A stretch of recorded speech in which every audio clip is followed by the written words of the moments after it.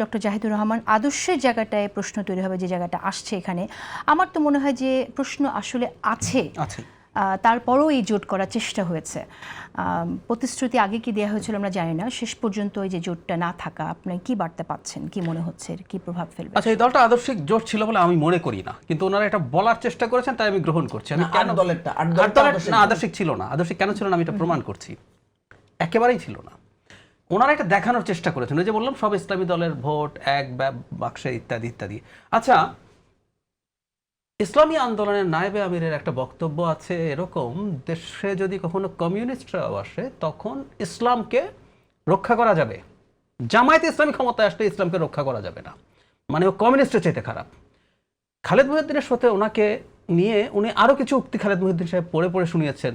আপনি কি এগুলো এখন অস্বীকার করছেন? উনি বলছেন না, আমি এখন এগুলোর পক্ষে আছি।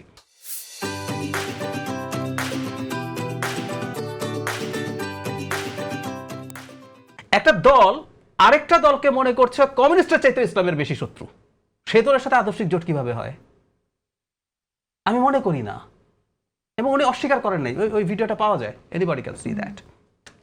সেজন্য বলছি, মুখে তারা আদর্শিক বলছেন যেহেতু সব ইসলামী দল ছিল এবং সব ইসলামী, এটা আসলে একটা ভোটের কৌশল, মানুষকে দেখানোর চেষ্টা, দেখো আমরা সব ইসলাম একত্র হয়েছি, আমাদেরকে ভোট দাও। এটা একটা ইলেকশনের ট্রিক, এটা মানে আদতে আদর্শিক দল না। শুধু তাই না, এখানে কওমি মাদ্রাসা ভিত্তিক যে দল, এই যে এখানে তো খেলাফত মজলিস দুটো আছে, বাংলাদেশ খেলাফত মজলিস আর একটা খেলাফত মজলিস। মামুনুল হকের যে দল সেটা বাংলাদেশ খেলাফত মজলিস। এখানে কওমি ঘরানার যে মানুষরা আছে তাদের সাথে দীর্ঘদিনের আদর্শিক সংঘাত এক ছিল এবং এখনো আছে।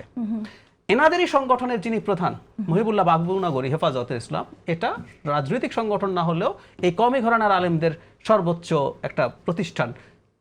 তার প্রচুর কথা আছে, মানে কাফের হয়ে যাবে ধরনের বক্তব্য আছে, উনি এই ধরনের বক্তব্য দিচ্ছেন, তার ব্যক্তিগত বক্তব্য সরিয়ে রাখছে। সুতরাং এটা কোনোভাবে আসলে আদর্শিক জোট 8 দলীয় জোটের মধ্যেও ছিল না। ওকে, তার মানে এই জোটটা যদি না টিকে তাহলে এখন দেখা যাচ্ছে যে তার আলাদাভাবে, ইনফ্যাক্ট আগেও তারা একত্র হয়েছিলেন ভোটের হিসাব নিকাশে। ভোটে কি হয়, you have to create some narratives.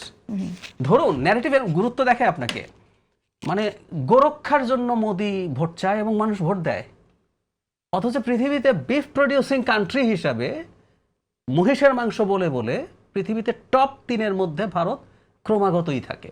কিন্তু আপনি একটা ন্যারেটিভ তৈরি করতে পেরেছেন, কিন্তু মোদি গোরক্ষা করে।